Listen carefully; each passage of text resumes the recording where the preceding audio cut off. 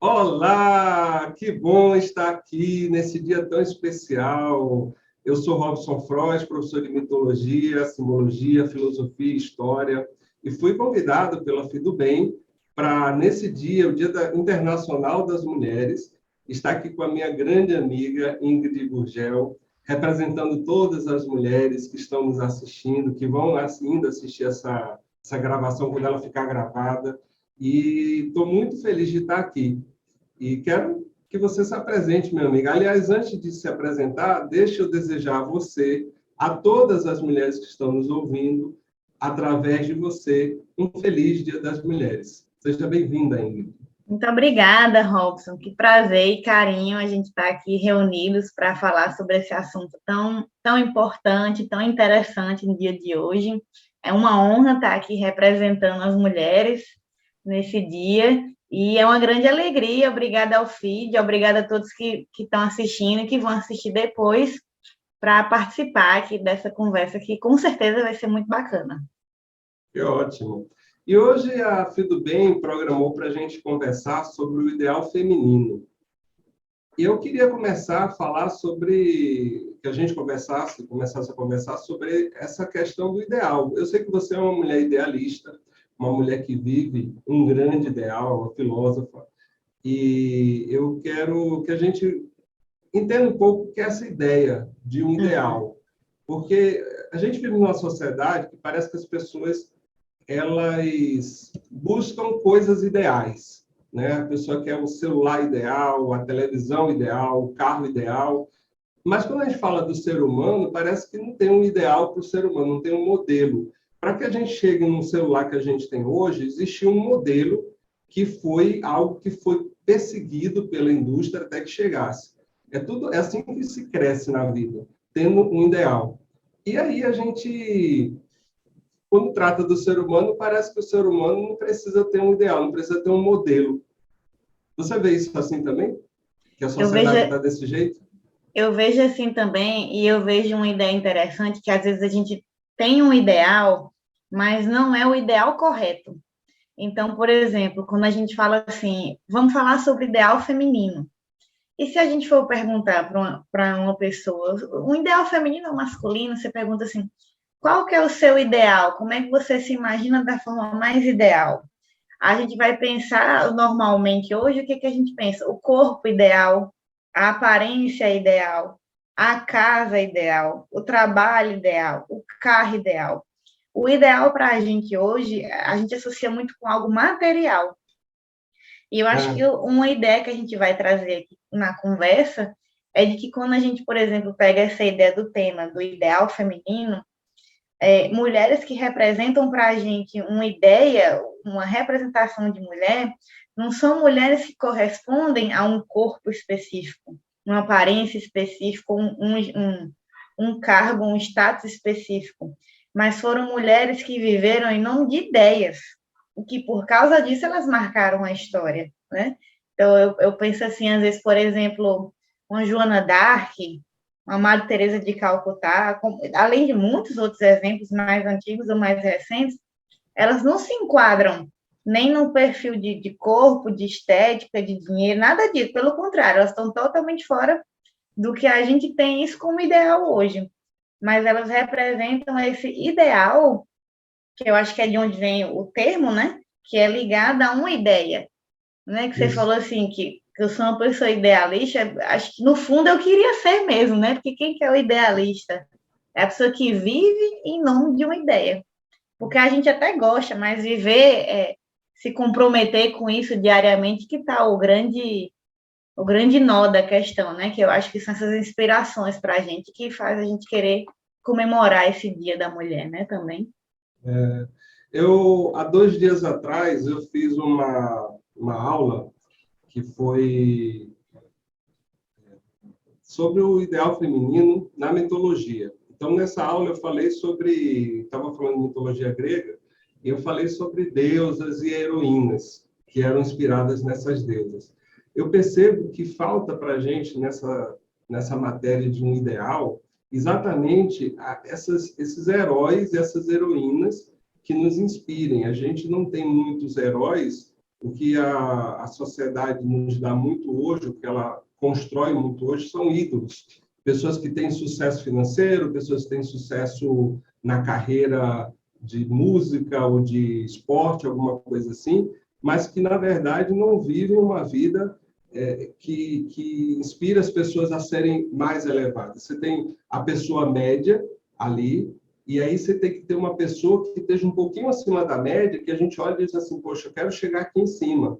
E, na verdade, a gente tem ídolos que, na verdade, na vida, exceto aquela parte específica onde ele é bom, onde ele faz alguma coisa melhor, na vida deles, eles estão abaixo da média. Ou seja, em vez de estar puxando a gente para cima, está puxando para baixo. E a gente, não é porque que nos faltem heróis ou heroínas. Inclusive, eu me lembro que aqui no Brasil, a gente teve recentemente 3 heroínas que simplesmente passam esquecidas por nós. Uma professora lá em Minas Gerais e 2 professoras lá em Santa Catarina, que em situações diferentes enfrentaram malucos que entraram numa escola para matar crianças. Uhum. E elas se entregaram, tendo um monte de pessoas ao redor, porque tinha homens, mulheres vendo aquela cena, elas foram as que enfrentaram os bandidos, o cara que estava participando desse negócio, e que, tanto lá no caso de Minas Gerais, quanto no caso de Santa Catarina, elas evitaram a morte de várias crianças e pagaram com a própria vida por isso. Essas são heroínas que deveriam ser valorizadas, eu penso, e que a gente deveria estar falando dela nas nossas escolas, para nossas crianças, nos filmes, porque essas são mulheres que fizeram o papel delas, porque elas tinham um valor humano, um ideal, no caso delas, todas as 3, era um ideal de cuidar das crianças, porque era o trabalho delas, eram professores infantis, e esse ideal fez com que era tão forte nelas que na hora que precisou, elas não tiveram dúvida, elas colocaram a vida delas em risco em nome desse ideal. Eu acho que isso é que falta, não... Eu acho que isso que você falou é uma boa definição para a gente se basear no que seria o ideal. Porque, como a gente vê nos estudos da filosofia, o ser humano tem uma tendência muito grande de basear tudo de acordo com a sua própria altura, né? Então, para mim, isso aqui é alto ou baixo comparado ao meu tamanho. O que é muito problemático, porque todo mundo tem uma altura diferente. Então, toda hora esses valores vão ser muito, muito oscilantes, né? Não vai ter nada fixo. E quando a gente escolhe um ideal para se basear, um ideal para se inspirar, a gente está pegando um ponto de referência que está acima da gente, já por natureza, e que não tem a ver com os limites do nosso tamanho, mas que ele já vai ser um ponto que vai fazer com que a gente queira subir para chegar até lá. E quando coloca, por exemplo, um ideal dessas mulheres que você está falando, né? Essa representação que elas tiveram de amor, né? Pelas crianças e esse ato de coragem, então a gente vê que naturalmente elas já fizeram um ato que está para além do nosso limite, mas que não fica como um ponto de, nossa, eu nunca vou chegar lá. Na verdade, fica como um ponto de, que bonito, eu quero um dia chegar até essa coragem que elas tiveram, né? Então, isso que seria a gente tentar viver o ideal, que vai ser essa capacidade de ter um ponto acima da gente, que vai fazer com que a gente queira crescer e ascender até lá. E por isso que a gente tem que ter esses exemplos de mulheres, tanto muito próximos da gente, da época, como mais antigos, para dizer, ó, só, é possível. Então vamos aqui atrás delas. E, claro, não só para mulheres, como para os homens também, porque, como você comentou no início, o ideal é do ser humano, né? Isso aí está independente de qualquer coisa, mas como ver algo que apesar de distante, ao mesmo tempo é plausível, né? É palpável para a gente alcançar. Né? Eu dei esse exemplo dessas mulheres porque eu admiro elas, as 3, eu acho elas que, como eu disse, heroínas, mesmo que deveriam ser reverenciadas. Talvez alguém que esteja ouvindo a gente pense assim, não, mas aí a pessoa tem que morrer para viver um ideal. Não, elas não queriam morrer, não era o objetivo delas. Opa, hoje é o dia que eu vou morrer pelo ideal de cuidar das crianças. Elas só achavam que a vida delas não ia ser tão rica se elas não fizessem aquilo a que elas se proporam, o que elas se propuseram, que é fazer o máximo que elas pudessem para cuidar daquelas crianças. Elas sentiam como responsabilidade delas. E esse é o ponto que eu acho que é um ponto importante, a questão da responsabilidade. Responsabilidade é uma palavra que, às vezes, a gente tem uma conotação meio negativa dela, né? Como sendo uma coisa pesada, assim, a gente diz assim, você é responsável por isso. Mas, na verdade, a responsabilidade é das potências de todo ser humano, mas principalmente é muito forte nas mulheres, porque a responsabilidade tem a ver com compromisso, que é uma das forças que a mulher tem.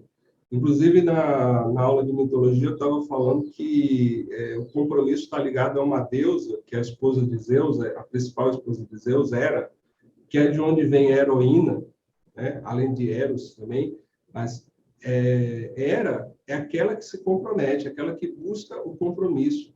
E isso é uma força mais forte, mais potente na mulher do que no homem. Então, é muito importante a gente saber dessa questão de ao que eu estou me comprometendo.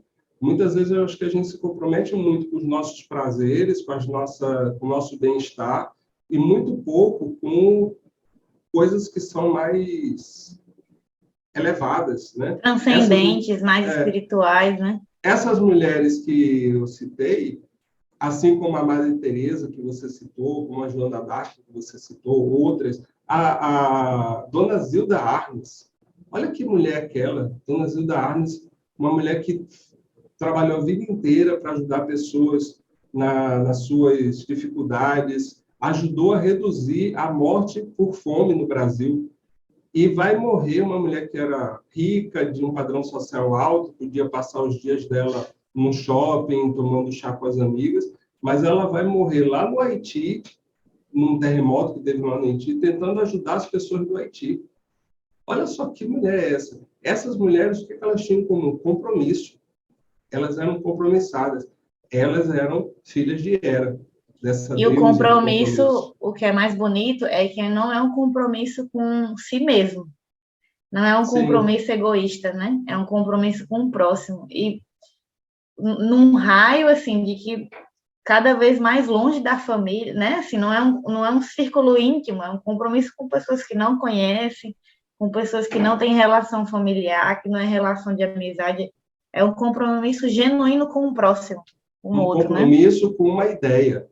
Aí é um ideal que a gente Isso, está falando. A isso. pessoa tem uma ideia de eu vou ajudar a quem? Quem precisa, quem eu puder ajudar. É esse compromisso da ideia. Que se a gente, às vezes, é tão... Porque essa questão toda, Ingrid, eu acho que vem muito do fato de a gente achar que o bom é as pessoas nos servirem, nos darem coisas. E aí a gente fica muito dependente das pessoas. Não, eu não tive essa sorte porque não me deram essa oportunidade.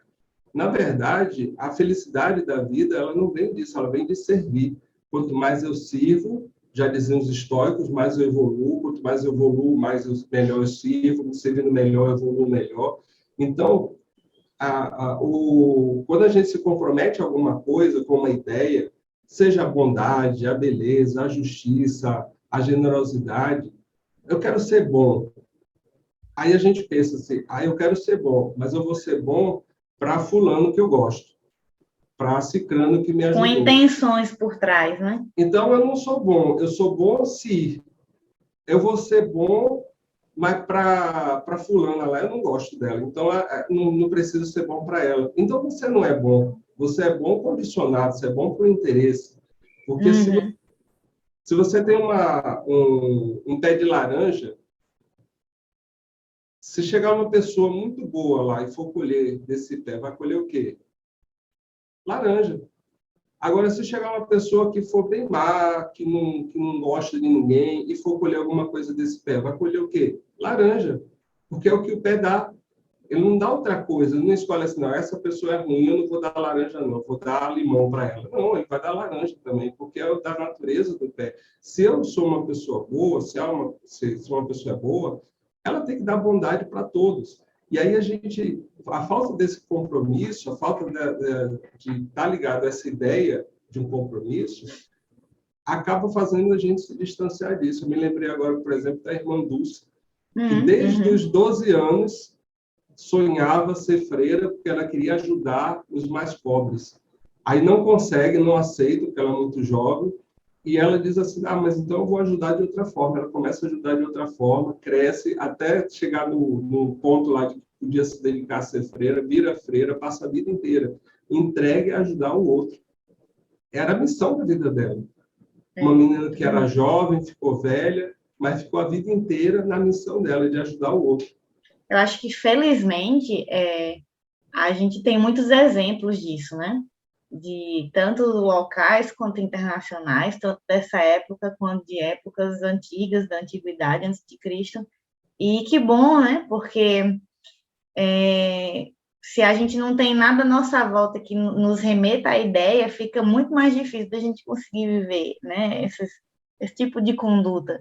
E aí você comentou sobre Hera, eu estava lembrando também que bom que existem os mitos para ajudar o ser humano nisso, né? Porque eu acho que em alguns momentos da história aparecem essas pessoas que marcam e que são exemplo para a gente, mas em alguns momentos parece que fica sem ninguém, por assim dizer, né? E nesses momentos em que a humanidade fica sem ninguém para se inspirar, felizmente existem os mitos que estão aí desde que o homem é homem, acompanhando a nossa saga de evolução, para ajudar a gente a lembrar dessas ideias. E não é por acaso, né, Robson, que existe o mito do feminino, do ideal feminino dentro das mitologias de várias tradições. Porque é como se fosse para trazer essa ideia de que para a gente chegar a ser o melhor que podemos ser como mulheres, né, que é o tema da nossa live hoje, existe uma meta. Não é que existe assim, não é que existe uma forma enquadrada, né, uma caixinha, mas existe um modelo acima de que qualquer pessoa dentro da sua condição, ela consegue, ela pode tentar se aproximar desse modelo. Acho que a mitologia grega é uma das que a gente vê mais isso aí, né, mais próximo da gente, né? Pois é, porque aí você vai ter, por exemplo, uma força de todo ser humano, mas que é muito expressa na mulher, por exemplo, é o amor. E aí existe um modelo do amor. Existem várias tradições, modelos. Por que eles faziam isso? Criavam uma deusa do amor, como, por exemplo, Afrodite para os gregos. Por que eles criavam um símbolo? Porque a gente, quando a gente tem uma imagem de uma coisa, há uma conexão muito mais rápida do que quando a gente tenta raciocinar sobre aquela coisa. Se uma pessoa for... O que é mais efetivo, por exemplo, Ingrid? Uma pessoa fazer uma dissertação para lhe conquistar, uma pessoa fazer uma dissertação de amor com 500 páginas explicando o que é o amor, falando sobre o amor e tentando te convencer de que ele te ama, ou a pessoa chegar com um buquê de rosas e te entregar. Fazer um gesto, né? Então, assim, um símbolo, ele fala diretamente ao coração, enquanto que um conceito, ele tem que entrar na mente, ele tem que ser raciocinado, ele leva um tempo para estabelecer, e o símbolo fala diretamente. Então, quando eles criavam esses símbolos, era para que a gente tivesse uma conexão direta com essa força, como, por exemplo, do amor. Aí eles colocavam, olha, Afrodite. Afrodite é a deusa do amor. Toda vez que eu lembro de Afrodite, eu lembro do amor.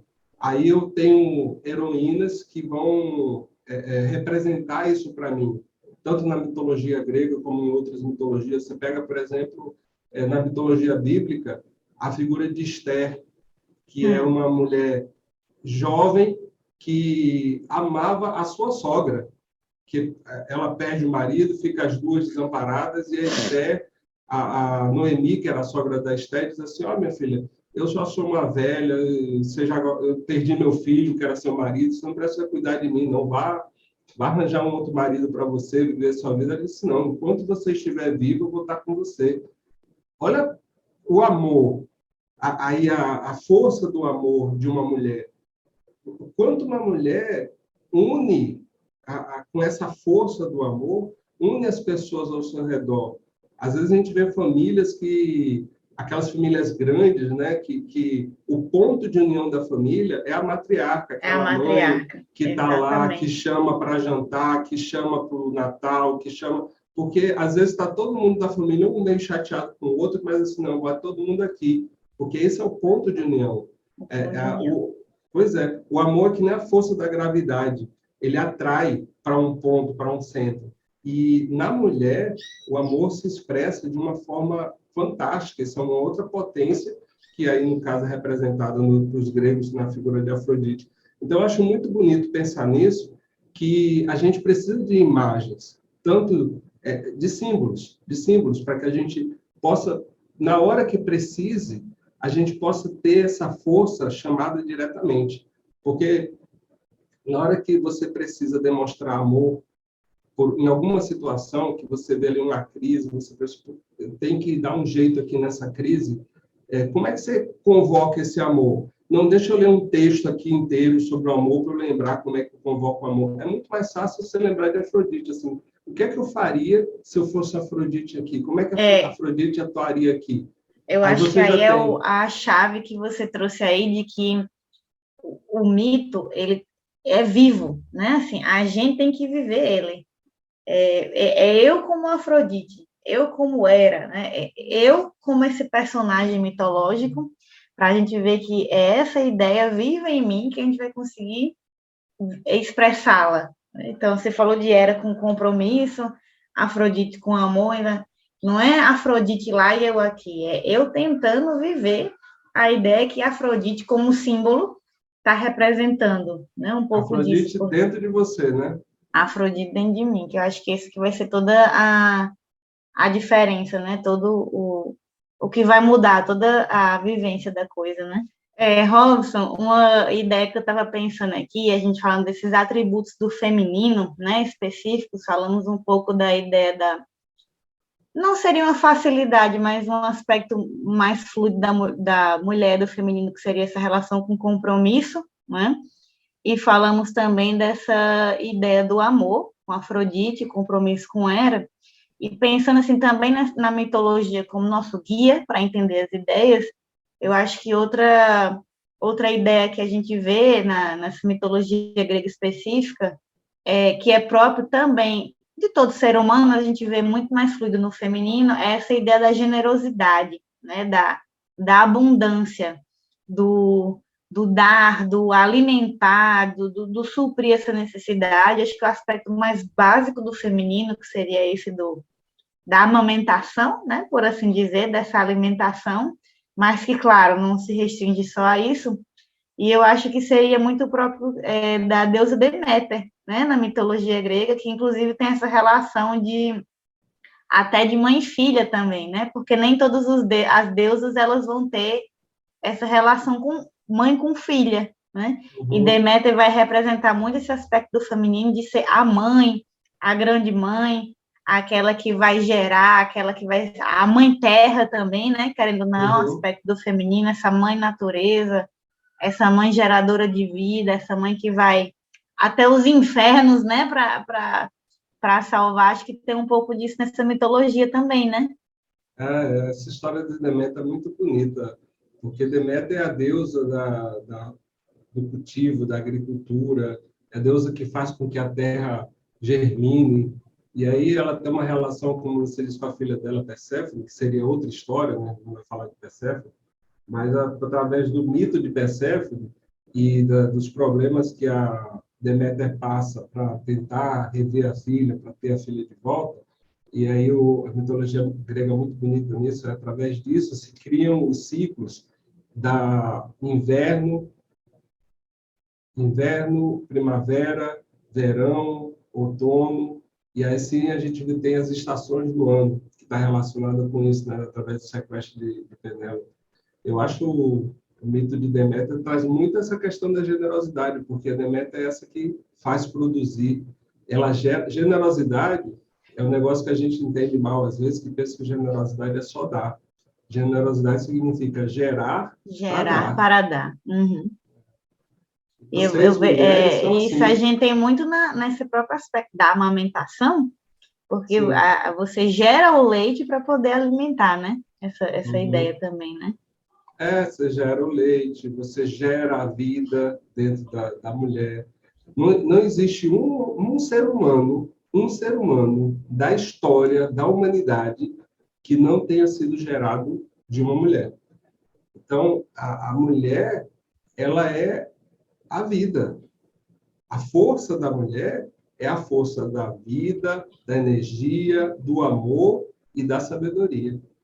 Essa é a força de vocês. Bonito isso, né? Acho que se a gente lembrasse disso com mais vezes, a vida, os conflitos da nossa vida seriam bem mais diferentes, né? Porque dá uma ressignificação para tudo, né? Eu estava lembrando, Robson, acho que você já deve ter lido um livro, A Deusa Interior.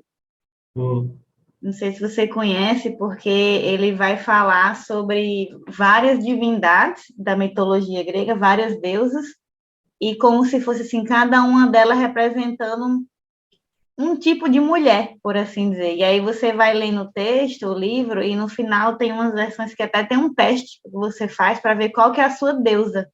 Que é essa ideia de que todas elas vão representar atributos do feminino em geral, mas que cada uma tem uma expressão diferenciada.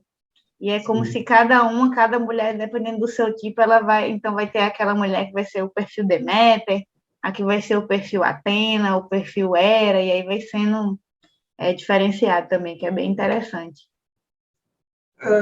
Eu acho que vocês podem ganhar muita força. Aliás, vocês, mulheres, têm muita força que vem desses símbolos, né? Eu acabei de falar sobre sabedoria, que está ligada à mulher também. Existe uma deusa própria para isso, que é a Atena. Atena. Que é tão importante que dá nome para a capital da Grécia. Não é de hoje, né? A deusa Atena, porque eles estavam querendo convocar essa força de Atena, que é a força da sabedoria. E a Atena, ela é representada como uma guerreira, né? Tá sempre de elmo na mão, capacete, escudo.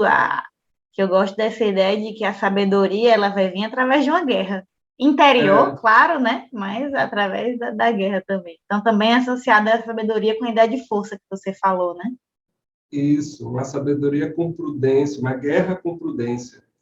Uma guerra com prudência. Você vê que a mitologia grega ela trabalha muito com essa dualidade. Né? Você tem um deus da guerra, que é Marte, e você tem Atenas, que é uma deusa guerreira, também está relacionado com a guerra.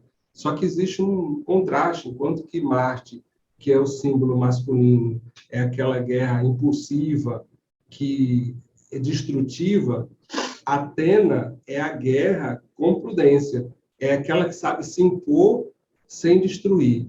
E você vê que quando uma mulher ela consegue essa força da sabedoria, ela sabe se impor, ela sabe colocar ordem nas coisas sem criar caos, sem causar tumulto. E ela, junto com... Por isso que eu estava falando desse amor de Afrodite com Marte, porque Marte, a Afrodite, ela controla Marte. Ela torna Marte melhor. Torna o deus da guerra menos impulsivo para que ele chegue mais próximo de Atena. Para que ele tenha essa impulsividade, que é boa, que é o impulso masculino, mas que isso seja equilibrado com Atena, que a gente consiga... Como se fosse o amor que vai acalmando essa impulsividade para ir deixando essa força mais prudente, né? Essa canalização. Isso. Não tira a força da impulsividade, que é importante, mas direciona para que ela seja colocada com prudência. E isso aí a gente falou. tem... Isso. Não, desculpa, pode terminar. Não, era isso. Estava só complementando, mas você ia dizer isso que você falou? Não, isso que você falou dessa relação da força com a sabedoria e a prudência. Aí, fugindo um pouco da Grécia, eu lembrei do Egito, porque os mitos todos têm muitas similaridades, né? E eu lembrei de uma deusa egípcia que se chama Toeres. Acredito que você lembra qual é. Que no Egito tem esse aspecto de representar os deuses com animais, né? E Toeres, ela é uma deusa hipopótama, né? Ela é um hipopótamo, fêmea. E a representação dela, que é muito interessante, é de que ela está eternamente grávida. Só que não é representando só o aspecto feminino, a capacidade de gerar a vida da luz física. Essa representação de Toeres a mulher, o homem também, claro, o ser humano que fica eternamente grávido. Ou seja, essa capacidade nossa de sempre dar a luz interna, que seria essa ideia da sabedoria, né? Essa gestão de vida interior, esse culto à prudência, ao aprendizado, à sabedoria, que é representado por Tóris, que eu acho muito parecido com a ideia de Atena, né, que você falou. Voltamos para Deméter de gerar, no caso, sabedoria. E Uhum. é bonito isso. Eu lembrei agora, você falando disso, desse estar sempre grávido, eu me lembro que, falando de filosofia grega, né, de Sócrates, o mestre de Platão, ele cria um negócio chamado maiêutica, né, que é um processo para fazer nascer um conhecimento que já tem dentro da pessoa. Maiêutica, ela vem de dar luz, né, de ajudar o parto. E porque o ser humano ele tem alguma coisa que ele quer gerar dentro dele. Então, o ser humano, homem, mulher, tem uma coisa que ele quer gerar dentro dele, uma ideia que está sendo gerada dentro dele. E precisa de alguém para que faça parte dessa ideia, para que venha nascer. Como o Toério está lembrando, a gente sempre está grávido, a gente sempre tem algo que tem que nascer, uma sabedoria, uma ideia que tem que nascer dentro da gente. E a gente precisa aprender a fazer essa ideia renascer. É isso? Em Atena, que você trouxe essa ideia, de Atena, de Deméter, da guerra, eu lembrei, Robson, que temos outra divindade aí da mitologia, que é guerreira também, que é a Artemis, né? Sim. A jovem guerreira, que também vai representar outro aspecto do feminino, né? Com sua flecha, né?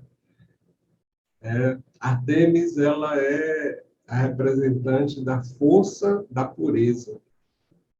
A pureza que todos nós devemos ter, mas a mulher, ela é uma força na mulher, esse poder de ser de pureza. Pureza é diferente de ser puro. Nenhum de nós é puro, né? Exatamente. Mas a purificação que a gente tem que fazer todo dia, assim como a gente tem que limpar a nossa casa todo dia, a gente tem que buscar se purificar todo dia. E a gente, eu não sei como é na sua casa, mas na minha, assim, normalmente as mulheres têm mais preocupação até com a purificação da casa do que os homens.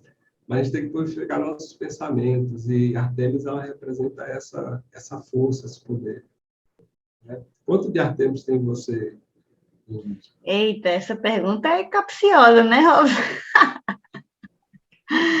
Não sei, não. Como é que a gente mede isso? Gente, Mas, vou falar. purificando nossos pensamentos. Eu acho que você é uma pessoa que tem muita Artemis dentro de você. Eu vejo muita pureza dentro de você, na sua vida. Pelo tempo que eu lhe conheço, você sempre esse sorriso largo, O pessoal nem feliz. sabe nosso histórico de amizade aí, né, Robson? Uns 10 anos já, né, nossa amizade. Ou mais, Verdade, acho que verdade. mais.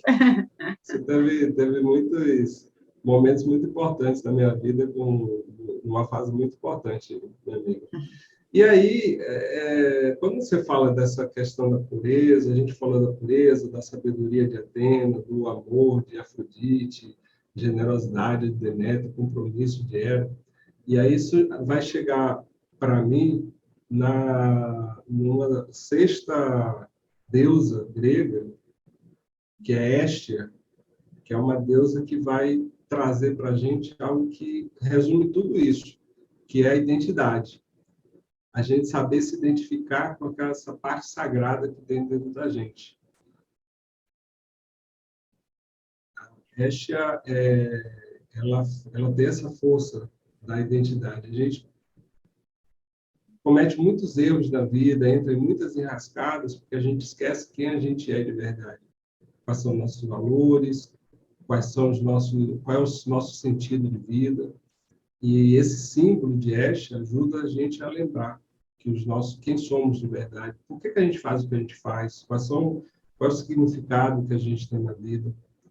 Eu acho também muito lindo. Completa aí as 6 deusas do Olimpo. As 6 deusas que são complementares aos 6 deuses, né? E fica 12 ao todo, né? Do Olimpo, essa Que equivalência, né? Volta para a ideia do Yin Yang que você falou lá no início do movimento, né? Tem 6 deuses, 6 deusas, e aí o equilíbrio masculino e feminino. É muito bonito essa ideia, esse movimento.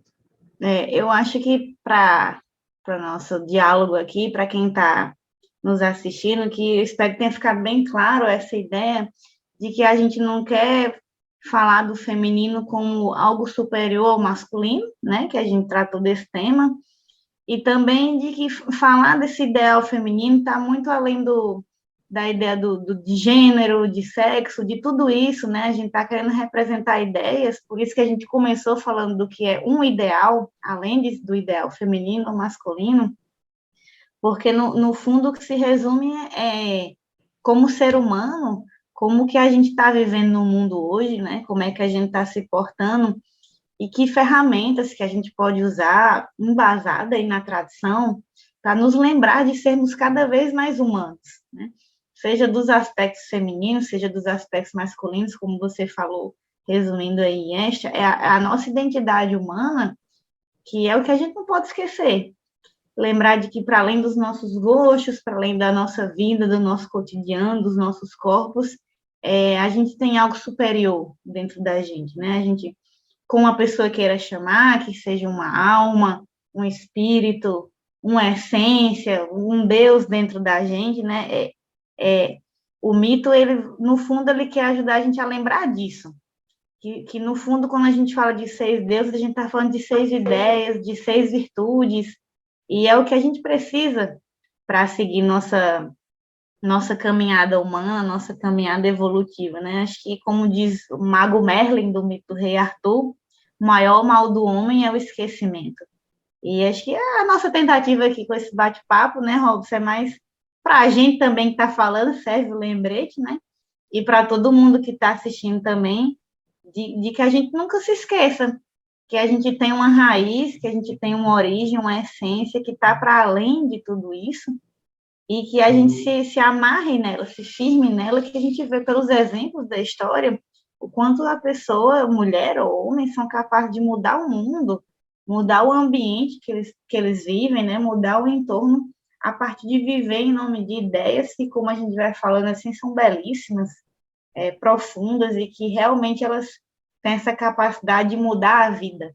Acho que essa é a maior diferença de quando se vive em nome de uma ideia, né? Se vive em nome de um ideal, é porque ele notadamente tem um poder transformador sobre a vida de quem vive, né? Uhum. Eu achei perfeito isso que você falou, meu amigo. Achei perfeito. Assim, você concluiu assim, de uma forma belíssima, como é próprio de uma dama, como é próprio de uma mulher, como é próprio de você. Concluiu de uma maneira belíssima toda essa conversa que a gente teve. É isso aí. Não tem mais nada para acrescentar. Estou muito Acho feliz. que só agradecer, né, ao Filho do Bem aí pela oportunidade desse diálogo interestadual, né, Robson?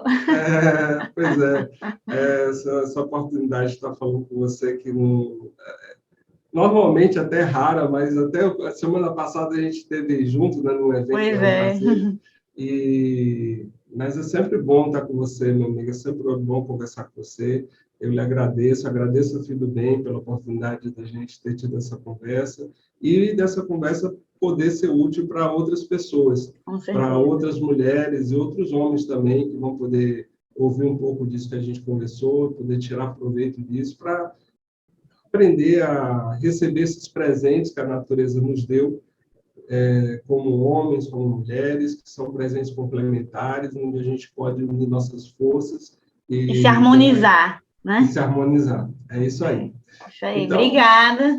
eu também Uma agradeço honra, a você. Agradeço a Mais uma participação. vez, que bom. Mais uma vez, parabéns pelo Dia das Mulheres, para você, para todas as mulheres que estão nos ouvindo, para as mulheres lá do Filho do Bem, que são também pessoas fantásticas.